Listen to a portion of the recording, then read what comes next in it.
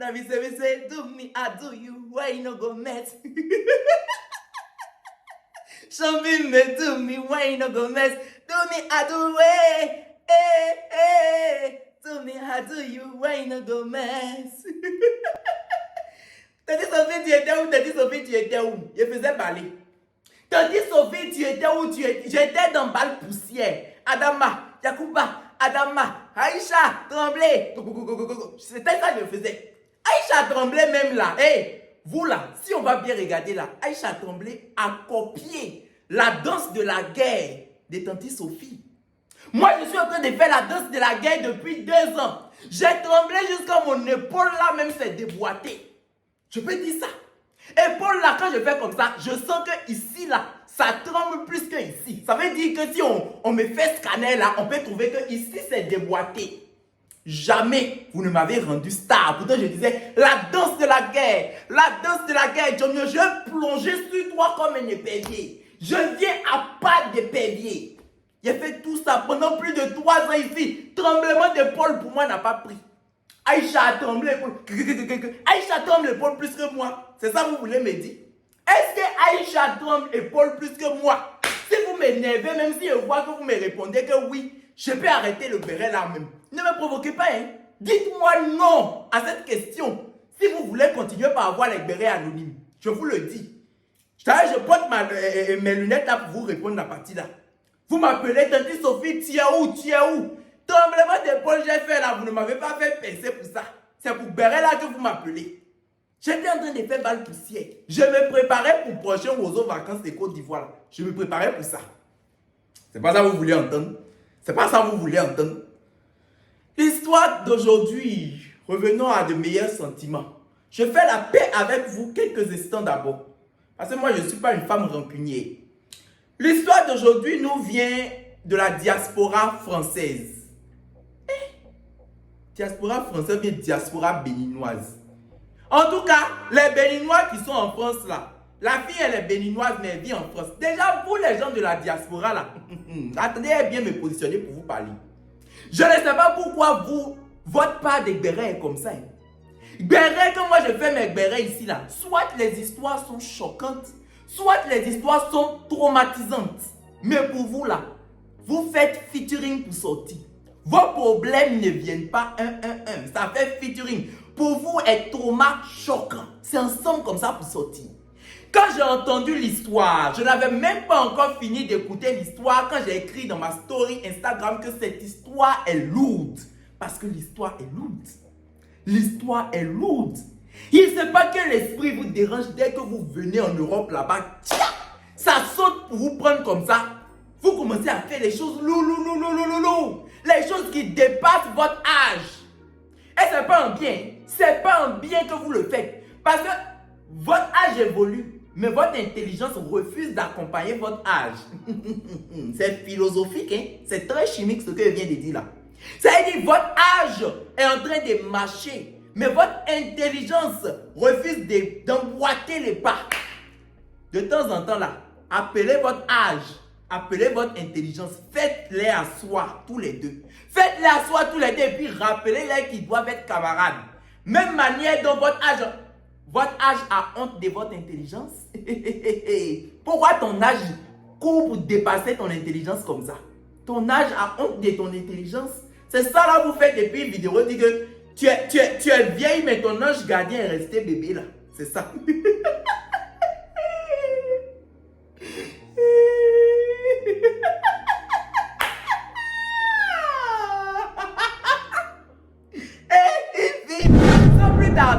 Entrons dans le vif du sujet. C'est l'heure du béret, c'est l'heure du béret, c'est l'heure du béret, béret anonyme.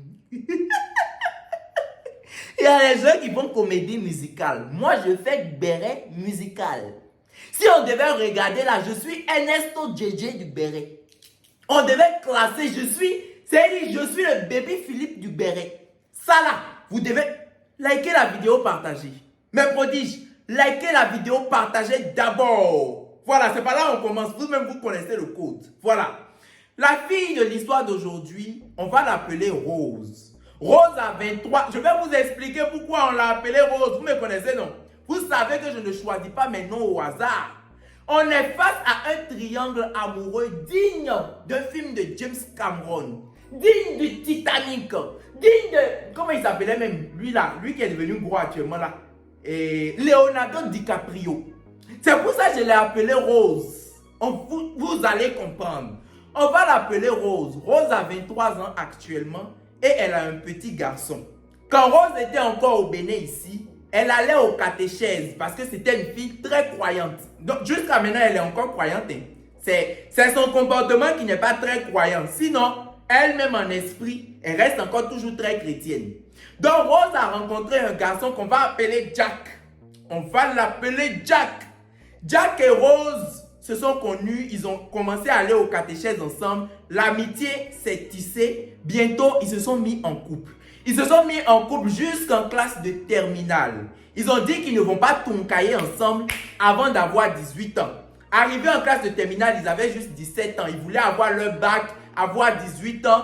Genre se tonkailler de manière légale ou quoi? Ils ne voulaient pas faire les tonkaillements chut-chut que nous on faisait rapidement dans les classes. Là, tu vois les doggy style rapides où on reste juste dans une position là. Non, eux ils voulaient explorer. C'est un truc de ouf. Un truc de ouf, tu vois. Le genre où Rose va porter aile des anges. Et puis va descendre comme ça comme un ange. Pour venir s'asseoir sur lui, Joe. Et puis ils vont tonkailler. Après, Rose saute pour attraper et le brasser en haut comme ça. Lui-même, il saute pour s'accrocher à Rose. Et puis il tourne comme ça en tonkaillant. C'est-à-dire un tonkaillement tournoyant. C'est ce genre de choses qu'il voulait faire. Il voulait nous montrer des nouveaux styles. Un truc de pété, un truc de malade. Ah, mais vous connaissez Promesse des garçons. Un jour, Rose était assise dans la classe et Jack est venu lui dire, Rose, tu sais, je ne veux pas te cacher, je vais te dire quelque chose. Notre affaire d'attendre jusqu'à 18 ans avant de tonkailler là. Moi, je sors actuellement avec 2 autres filles en plus de toi. Rose dit, comment? Jack, how can you do that to me? Donc, quand Jack a entendu ça, Jack même a dit, how not? How not? C'est quelle affaire de 18 ans là? En tout cas, pour l'instant là, ce que moi j'ai à te dire, Rose, c'est ça. Je n'ai pas encore tonkaillé avec elle, mais je tiens à te dire que je suis en train de sortir avec les 2 en plus de toi. Ah. Dans la même année, en même temps, à quelques mois du bac, le papa de Rose, qui vit déjà en France, va appeler la maman de Rose. Il dit, faites les valises de Rose. Pliez ses ablacons, mettez dans son sac. Pliez-moi tous les sacs, faites-moi les valises de Rose. Donnez-lui son sachet bleu. Mettez ses habits dans ses sachets bleus. Vous lui remettez, elle viendra vivre en France. Moi, je veux que Rose vienne vivre en France. La maman de Rose dit, mais attends, monsieur, la fille va au bac dans quelques mois. Attends, elle n'a qu'à avoir son bac, elle va venir chez toi. Il dit, niet. Lui, il vivait déjà en France depuis les années 2001-2002. Vous voyez? Donc, c'est un vieux Français. C'est un vieux, il s'est déjà intégré. Non, il dit non, lui, il veut que... Bon, il y a des gens qui restent là-bas pendant des années, ils ne s'intègrent pas aussi. Faut pas y parler à sa place. Faut pas y parler. Parce qu'elle-même, elle a parlé, elle n'a pas dit que son papa était intégré. C'est pas moi, je ne suis pas allé quelque part. Moi, vous savez, depuis quand... Béret m'éroni. Béret est en train de m'insulter. Vous savez, depuis quand j'ai passeport, bientôt mon passeport aura 2 ans, il n'y a pas un cachet dedans. C'est moi qui sais comment les gens sont intégrés ou bien ils ne sont pas intégrés. Papa de Rose, là, je ne sais pas s'il est intégré. Je ne sais pas s'il est intégré. Voilà. Et puis même, il n'est pas intégré. Je dis ça. Parce qu'il n'y a pas caché dans mon passeport. Il n'est pas intégré. Donc là, il dit non, envoyez-moi Rose. Je m'en fous qu'elle ait le bac ou pas. Je veux qu'elle vienne maintenant. Ah, la maman n'ayant pas de force, elle dit, oh Rose, prépare tes et plie tes ablacons, prépare tes sachets, tu vas aller rejoindre ton papa. Donc, elle est allée rejoindre son papa avec sa soeur. Je ne sais plus si c'est sa grande soeur ou bien sa petite soeur, mais elles sont 2. Donc, les 2 sont allés rejoindre leur père là-bas. Arrivé là-bas, d'après ce qu'elle m'a dit, on ne passe pas le bac là-bas directement en terminale. Apparemment, c'est depuis la classe de première que le bac commence. Elle a dit, on appelle ça épreuve. J'ai oublié comment elle a dit, épreuve comme elle a dit. Elle a dit qu'on appelle ça épreuve anticipée et que les épreuves anticipées là commencent à partir de la classe de première. On commence à composer ça à partir de la classe de première. Donc on l'a envoyée en arrière pour qu'elle puisse composer ces épreuves anticipées là. Pendant qu'elle était en France là-bas, je vous ai dit que Jack est resté au Bénin.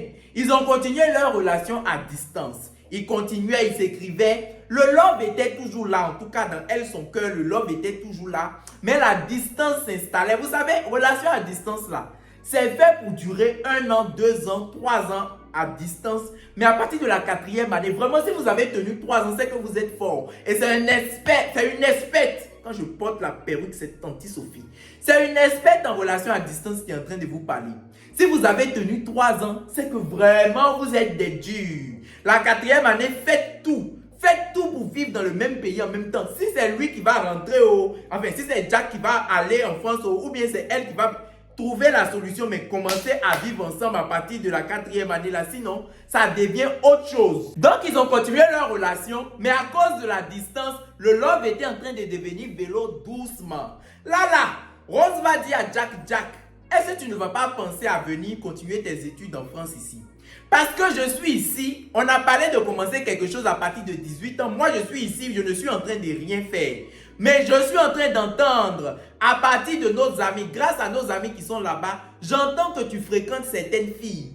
J'entends que tu te promènes, que tu toncailles, que tu gnoxes, que tu roules tes reins. Il roule ses reins, on dirait il a porté baya sur les enfants des gens là-bas. What happened, Jack? Jack va dire que non, ne t'inquiète pas. Ce qui se passe là-bas, ce n'est rien d'important, ce sont juste des flirts. Ce qui se passe ici au Bénin, là, ce sont juste des flirts, ce n'est rien de voilà, c'est juste des flirts, ne t'inquiète pas. Elle dit, je suis inquiète.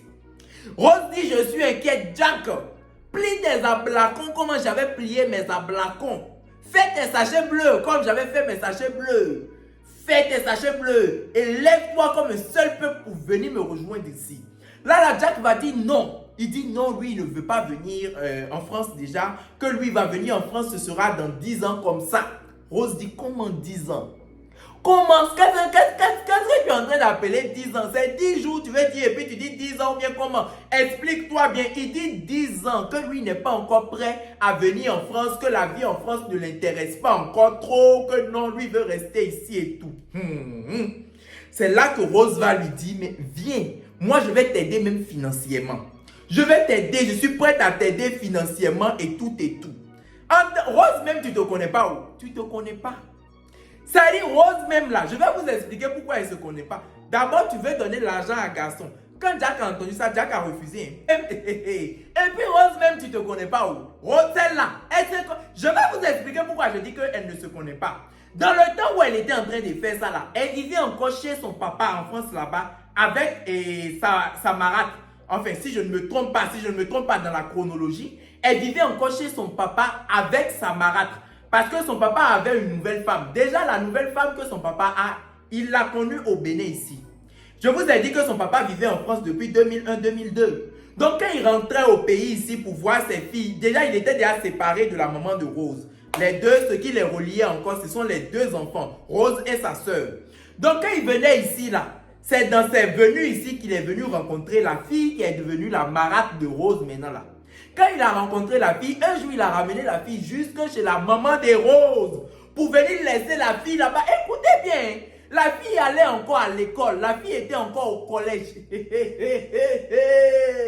Il y a des niveaux de foutaise que moi-même je suis choqué de ça. La fille allait encore à l'école. D'après ce que Rose m'a dit, la fille était encore en première. Je ne sais pas si c'est première année. Ce n'est pas première année d'université. C'est première des collèges là. C'était première des collèges là. Et un jour, le papa de Rose a ramené la fille dans la maison de leur maman là.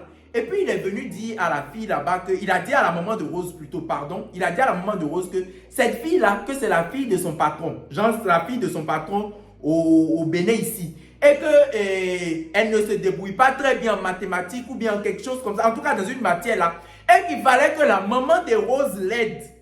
Vous avez bien entendu ce que je dis là? Non, vous n'avez pas bien compris. Ça veut dire que la fille avec laquelle son papa toncaille, son papa a emmené la fille à son ancienne épouse pour lui dire que c'est la fille de son patron et qu'il veut que elle l'aide, elle lui fasse renforcement. C'est dans ça là que la maman maman de Rose est devenue répétiteur. Elle est devenue maître des maisons de la marâtre de Rose. Pardonnez-moi. Ayez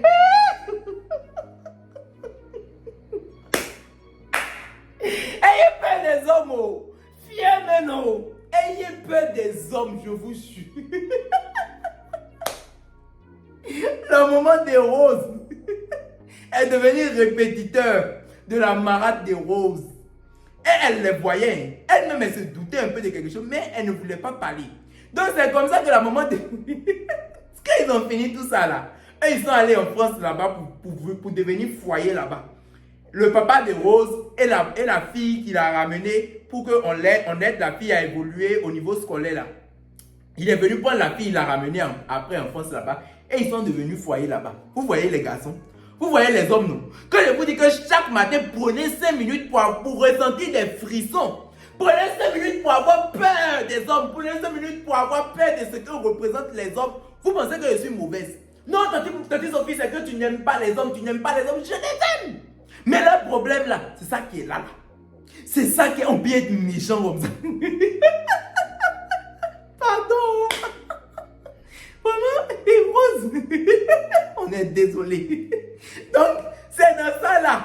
Quand ils sont partis, Rose s'est retrouvée là-bas. Ils ont commencé à la maltraiter, elle et sa soeur. Elle dit que c'est l'argent de semaine qui est 20 € ou bien l'argent de la journée. Non, c'est l'argent de la journée qui est 20 €. Toute la journée complète, ils ne leur donnaient que 20 €. On est en train de... Et puis c'est toi qui veux donner argent à un garçon. Rose même yé. C'est elle qui veut donner argent à un garçon. Hein. C'est elle qui dit à un garçon de se déplacer pour venir dans le pays. Elle va lui donner de l'argent. Elle va l'aider financièrement. C'est-à-dire que toi-même, tu n'arrives pas encore à bien manger à ta faim. Tellement tu as faim, ton âme même a le vertige. Ton âme même, il tremble dans ton corps comme ça. Ton âme s'accroche à tes intestins, à ton corps. Il s'accroche à tes os. Parce que sinon, il ne s'est pas fait, il va tomber. Ton âme va tomber pour laisser ton corps. Ton âme a le vertige à cause de la faim. Mais c'est toi qui dis à garçon, viens, je vais te nourrir, je vais m'occuper de toi, je vais t'aider financièrement. Tu vois, c'est l'amour, hein. C'est l'amour. Cupidon même, il est parfois très méchant dans la manière dont il tire ses flèches là. Flèche, tout le monde dit, va tomber dans le cœur là. Pour toi, c'est aller tomber sur le foie. Donc c'est pour ça que tu ne fais plus bien, tu ne fais plus rien qui soit normal. C'est dans ça là, elle et sa soeur n'arrivaient plus à manger à leur faim. La cantine même de l'école, leur papa refusait de payer la cantine de l'école. Une de leurs professeurs a remarqué. Une de leurs professeurs à l'école là-bas a remarqué, a dit, mais Rose, qu'est-ce qui se passe? Tu deviens très maigrichonne, hein? Je commence à voir tes os sortir. Je commence à voir tes clavicules qui commencent à sortir par ta peau. What happened, Rose? Là, elle va s'asseoir avec sa soeur et puis ils vont lui raconter tout ce qu'elle vit à la maison là. Ils vont raconter ça au professeur là. Et c'est le professeur là qui va contacter l'assistance sociale. Rose, c'est-à-dire que toi, on doit te fouetter. Toi qui vis grâce à l'assistance sociale, c'est toi qui dis à garçon, viens, je vais m'occuper de toi. Hein? Et je suis choqué. J'écoutais l'histoire. Je ne savais pas quoi. L'amour. Donc c'est l'assistance sociale qui est venue les voir et tout. Apparemment son père les faisait dormir dans le sous-sol en hiver sans couverture et tout. Vraiment ils étaient maltraités. Tu ne vis pas bien.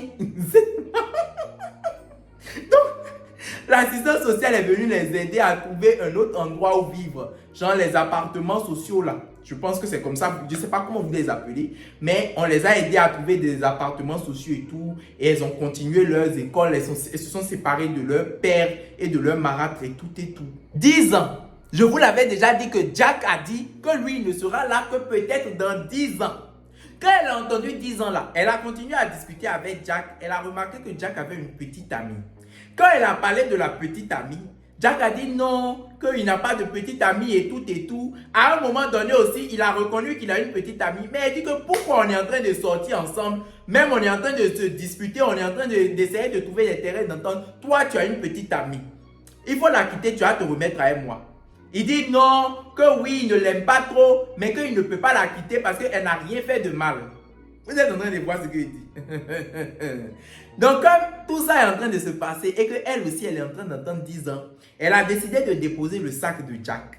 Quand elle a déposé le sac de Jack, elle a continué sa vie tranquillement. Elle a rencontré son nouveau gars de maintenant. Je vais appeler ce gars dommage collatéral. Et je vais l'appeler dommage collatéral en connaissance de cause. Faut pas vous aller dire que j'ai dit dommage collatéral pour vous influencer sur ce que vous allez dire. Non. C'est parce que vraiment, je trouve que c'est la manière la plus simple pour moi de pouvoir me rappeler de lui. J'appelle ça dommage collatéral. Elle a rencontré dommage collatéral. Elle a commencé à discuter avec dommage collatéral, par lui raconter sa vie et tout. Dommage collatéral aussi a commencé à lui raconter sa vie. Ils ont remarqué que eux deux, ils avaient plus ou moins le même vécu. Parce que le père de dommage collatéral a près de 30 enfants. Le père de dommage collatéral a près de 30 enfants avec 8 femmes, si je ne me trompe pas. Donc, quand les deux ont commencé à parler, ils se sont retrouvés. Sauf que, de la même manière dont ils se sont retrouvés sur pas mal de sujets, ils se sont perdus sur beaucoup d'autres. Dommage collatéral n'est pas un homme romantique. Avant de rencontrer dommage collatéral, elle avait déjà rencontré d'autres. Elle avait déjà rencontré d'autres gars, mais c'était pas allé très loin. C'était des flirts, vous voyez ce genre de trucs. Elle n'avait pas encore tonkaillé avec quelqu'un à proprement dit. Donc, elle a commencé avec dommage collatéral. Dommage collatéral n'était pas un homme romantique. Dommage collatéral n'est pas grand de taille. Elle dit il ne fait pas 1m70. Or, tant que tu n'es pas élancé, tant que tu ne ressembles pas aux maisons sur pilotis, tant que tu ne ressembles pas aux pylônes que les réseaux GSM utilisent pour passer le réseau là, elle n'est pas satisfaite. Dommage collatéral n'est pas grand de taille. Dommage collatéral ne prend pas soin de lui. C'est un homme qui se néglige. Tout ça. Sauf un point où il se retrouve, c'est sur le vécu. Il se retrouve sur le vécu et dommage collatéral. Attention, cette fois-ci, écoutez, dans ce béret-là, vous allez bien écouter le comportement des deux hommes. Je vais parler des comportements des deux hommes. Pour que vous puissiez lui donner des bons conseils, vous allez bien écouter leur comportement. Voir les points forts, les points faibles. Et ce que vous pouvez lui dire, vous allez dire. Pour une fois, je vais vraiment m'accentuer sur le comportement. Dommage collatéral n'est pas grand. Il ne prend pas soin de lui. Il fume. Elle a dit qu'elle n'aime pas les fumeurs. Dommage collatéral fume. Dommage collatéral, tout ça. Vous voyez tous les petits défauts que j'ai cités là. Il ne prend pas soin de lui. Il ne se met pas de parfum. Il n'est pas romantique. Tout ça. Mais, dommage collatéral, à la maison, il s'occupe très bien de la maison. Il fait le ménage, il s'occupe bien de la maison. C'est-à-dire, les petits trucs que généralement les hommes disent que non, ça revient aux femmes. C'est aux femmes de le faire et tout. Il le fait. Elle a dit qu'il l'aide beaucoup. Il l'aide énormément. Donc, les deux ont commencé à sortir ensemble. Déjà, ils ne vivaient pas ensemble. Ça, c'est parce que moi, il m'a raconté l'histoire jusqu'à la fin que moi, je suis en train de vous le dire comme ça. Mais déjà, ils ne vivaient pas ensemble. Et aussi, un comportement qui, moi, personnellement, m'exaspère quand je vois ça chez les hommes. Un homme qui boude. Dommage collatéral boude. Elle dit que quand dommage collatéral commence à bouder ici, là, c'est plus fort que Charabia. C'est plus fort que rap et Arafat paix à son âme. Oh, on t'aime Daïchi. Elle dit que dommage collatéral où on est là. C'est-à-dire qu'il se fâche comme femme. Il se fâche quand une femme a un problème avec son petit ami.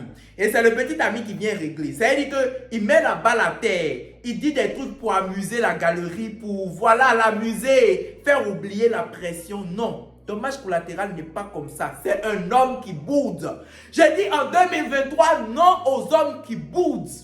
Oui. I say no. Où est mon fils? Pardon. Oubliez la partie là. Oubliez ce que vous voulez faire là. Oubliez. Donc, c'est arrivé plusieurs fois que quand ils étaient en copinage, peut-être ils se sont disputés, ils se sont séparés. Vous savez que quand on sort ensemble, on se sépare beaucoup de fois.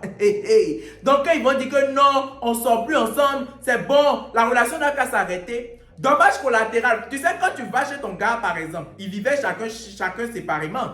Quand tu vas chez ton gars, par exemple, et puis tu déposes quelques habits, tu déposes quelques strings et tout, de manière tactique, de manière à ce que, bon, tu déposes ça là pour sécuriser le terrain, tu laisses brosse à dents, quelques trucs. Dommage collatéral, il ne sait même pas ce quel genre de gars ça. Il prend les habits là, il ramène. Il prend les habits là, il vient déposer ça chez elle. Généralement, quand un homme vient déposer les habits, c'est généralement pour qu'on s'explique. Pour qu'on s'explique.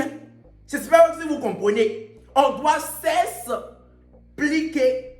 Mais lui, même s'il ne la voit pas, il va venir cogner chez la voisine de Rose pour dire à la voisine de Rose, tiens, voici un sachet, tiens, voici le sachet noir qui contient les strings de ta camarade. Quand elle vient là, tu lui remets. Tu lui remets ses ablacons. Tu lui donnes ça. Donc, à un moment, ça a fatigué. Ça a fatigué Rose et Rose a dit, bon, cette affaire de me ramener mes ablacons à chaque fois qu'on rompt là, moi-même, j'arrête la relation une fois pour de bon. Donc, les deux ont rompu. Et c'est dans la période où ils ont rompu que Rose a constaté qu'elle était enceinte. Quand elle est venue annoncer à Dommage Collatéral qu'elle était enceinte, Dommage Collatéral dit niet. Il dit que jamais, lui-même en France où il est là, son bengue là, c'est pas un bengue qui bang. C'est pas un bengue qui bang. C'est un bengue bas. C'est le bas niveau des bengue là, il est dedans. C'est-à-dire que lui-même, c'est son grand frère qui le nourrit. Lui-même, il est là. C'est son grand frère qui lui donne de l'argent. C'est son grand frère qui l'entretient. Quand son grand frère qui l'entretient, il ne peut pas dire ça. Il ne peut pas parler de grossesse. Hein? Rose a dit, hey, il faut parler de grossesse. Ça. Il dit non, tu vas aller avorter. Rose dit, parle d'abord de ça. On va voir ce qui va se passer. Donc, il parle de la grossesse à son grand frère. Quand il parle de la grossesse à son grand frère, je vais vous dire, quand il a parlé de la grossesse à son grand frère, il est venu dire à Rose que son grand frère est contre la grossesse. Que son grand frère dit que elle, Rose là, elle doit aller avorter. Elle doit aller libérer, elle doit aller liquider son ventre de l'enfant là. Donc quand il est venu dire ça à Rose, Rose aussi a commencé à décider, bon, elle a commencé à réfléchir, bon, peut-être que c'est la solution parce que moi, je ne pourrais pas m'occuper d'un enfant et tout. Tu sais que tu ne peux pas t'occuper d'un enfant, ton propre sang, ton propre enfant, toi, tu sais que tu n'as pas la force de ça. Mais tu voulais faire venir Jack, tu voulais faire venir garçon pour l'entretenir. Toi, Rose. Donc, elle ne sait pas, elle se dit que bon, comment est-ce qu'elle va gérer ça? Elle ne sait pas trop comment elle va faire et tout. Donc, certaines fois, elle se levait, elle disait elle allait prendre, elle a même pris rendez-vous. Elle a même, c'est-à-dire, il lui mettait la pression tellement qu'à un moment donné, elle a commencé à prendre rendez-vous dans les cliniques pour liquider l'enfant là. Mais elle n'est jamais allée au rendez-vous en fait. Parce que même quand elle était sur la voie, elle avait peur à chaque fois. Et je vous l'ai dit depuis le début, qu'elle était très chrétienne, elle était très croyante. Ce qui fait qu'à chaque fois, elle n'arrivait pas à y aller. Et en plus, quand elle a parlé de ça à sa sœur était contre. Elle a dit qu'ils avaient aussi une meilleure... Elle a dit qu'elles avaient, pardon, pas qu'ils avaient, elle et sa soeur avaient une meilleure amie là. La meilleure amie là même a dit jamais. Elle a commencé à prendre des distances avec elle. Que non, elle ne veut pas être mêlée à ce genre de choses. Qu'elle ne peut pas liquider l'enfant là. Donc, elle a dit non, je vais tenir la grossesse et on va continuer. Mais à chaque fois que Dommage Collatéral venait la voir, Dommage Collatéral dit que son grand frère est contre, la grossesse et tout. Et que même c'est à cause de ça là, que c'est parce que Rose l'a obligé à dire à son grand frère qu'ils vont garder la grossesse, que c'est pour ça que son grand frère ne lui envoie plus de l'argent, son grand frère est en train de le punir et tout. C'est ce qu'il disait à Rose. Maintenant, 1 an plus tard, je pense bien que c'est 1 an qu'elle m'a dit, 1 an plus tard, quand l'enfant était déjà né, l'enfant grandissait, ils ont commencé à vivre ensemble, ils ont commencé à s'occuper de l'enfant ensemble, ils ont vu que bon, ils ont quand même réussi à avoir un certain rythme de vie. C'est là que Dommage Collatéral est venu avouer à Rose qu'il lui mentait. Que en fait, quand il avait raconté à son grand frère que Rose était enceinte, son grand frère était même un peu content. Il disait que non, ils n'ont qu'à garder la grossesse, qu'ils vont essayer de s'en occuper tous ensemble. Que c'est lui qui ne voulait pas et qui disait à chaque fois à Rose que c'est son grand frère qui était contre. Quand Rose a entendu ça, son univers s'est brisé. Le Titanic s'est brisé sous ses pieds pour la 2e fois. Elle était sur la planche, mais la planche même que Jack lui avait donnée dans le film s'est brisée sous elle. Elle ne savait plus où elle allait se mettre. Avec tous les défauts que Dommage Collatéral a déjà. Et elle essaye de s'en tenir à ces défauts-là pour avancer, pour regarder, pour dire non, malgré tous ces défauts, je vais continuer, je vais marcher avec toi. C'est ce que tu me fais. Tu as ces comportements-là, dommage collatéral. What is this comportement? What is that? What is that? Qu'est-ce que c'est ça? Donc, son amour même pour dommage collatéral a commencé à se casser, à s'effriter. Elle dit que dommage collatéral ne lui fait pas de compliments, rien. Ils sont comme ça. C'est-à-dire, ils sont comme un vieux couple qui se regarde simplement. C'est seulement tout ce que...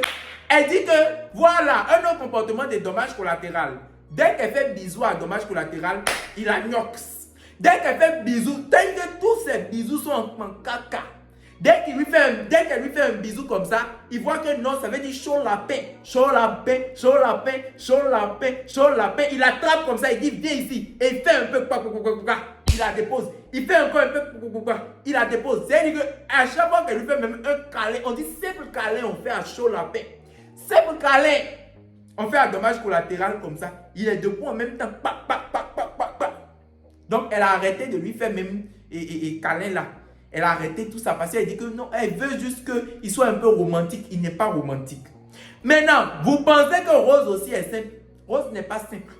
Jusque-là, vous voyez Rose en la grande victime de tout. Vous voyez Rose comme une martyre. Laissez-moi vous parler encore de Rose. Je vous ai déjà dit que Rose vit avec dommage collatéral. C'est son concubin. Ils vivent ensemble, ils élèvent leur enfant. Ils ont un enfant ensemble, ils élèvent l'enfant ensemble et tout. Donc, ils ont la vie et tout. Ah, j'ai oublié un des gros défauts de dommage collatéral. Dommage collatéral à la carte bancaire. Il a le code de la carte bancaire de Rose et il utilise la carte bancaire de Rose comme il veut. Il joue aux jeux sportifs. C'est tous ces défauts-là, ils sont dans les cités. Il joue aux paris sportifs. Il a fait il a perdu 6 000 € dans les paris sportifs. Et c'est Rose qui lui a donné de l'argent. C'est Rose qui allait travailler. Elle s'est saignée. Elle est allée essuyer le sol du Titanic là-bas pour qu'on la paye. C'est elle qui allait travailler dur pour pouvoir lui donner une partie. Pour pouvoir lui rembourser une partie des 6 000 € qu'il allait dilapider dans les paris sportifs là. Vous voyez l'inconscience de ce jeune-là. Mais vous avez dit, Rose aussi, je ne peux pas la considérer comme étant totalement une sainte. Parce que toi, tu sors avec un homme. C'est presque ton mari, même si ce n'est pas totalement ton mari sur le papier légalement. Vous vivez ensemble, vous avez un enfant ensemble, vous avez des rapports et tout. Et tu continues d'écrire avec ton ex. Elle continue d'écrire avec Jack. Rose n'a pas laissé Jack. Tout ce que je disais là, vous pensez que durant tout ce temps-là, Rose avait déjà laissé Jack? Non.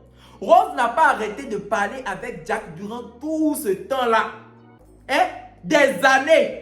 Rose continuait toujours de parler avec Jack.